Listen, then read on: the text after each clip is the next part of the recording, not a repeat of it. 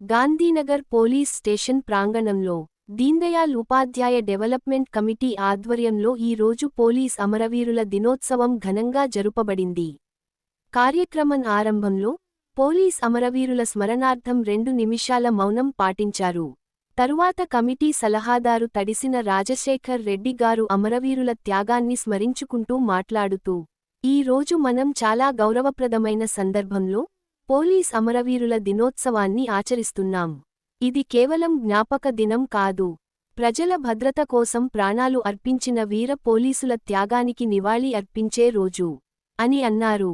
1959 October 21న లడఖ్లోని hot spring వద్ద China దాడిలో వీరమరణం పొందిన 10 మంది పోలీస్ సిబ్బందిని గుర్తుచేసుకుంటూ, వారి ధైర్యం దేశానికి ఎప్పటికీ స్ఫూర్తి అని పేర్కొన్నారు.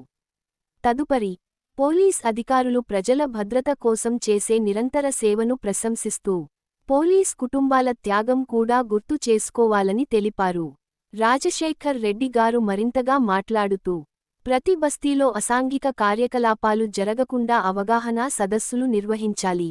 పగటి సమయంలో పిల్లలు స్కూల్కు వెళ్లకుండా చెడు దారిలోకి వెళ్తున్న వారిని గుర్తించి నిర్బంధ విద్యా చట్టం అమలు అయ్యేలా చర్యలు తీసుకోవాలి అని విజ్ఞప్తి చేశారు. ఈ కార్యక్రమంలో station house officer Bose Kiran గారు, డిఐ వెంకటేశ్వర్లు గారు తమ అనుభవాలను పంచుకుంటూ, అవగాహనా కార్యక్రమాలను విస్తృతంగా నిర్వహిస్తామని హామీ ఇచ్చారు.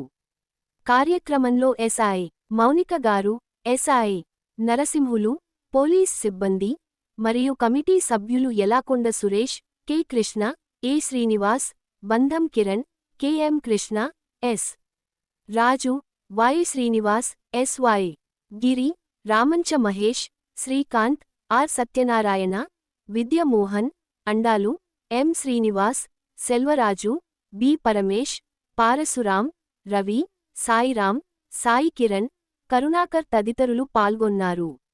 ఈ కార్యక్రమం ద్వారా పోలీస్ అమరవీరుల త్యాగాన్ని స్మరించుకుంటూ, సమాజంలో అవగాహన పెంపొందించడమే లక్ష్యమని కమిటీ సభ్యులు తెలిపారు.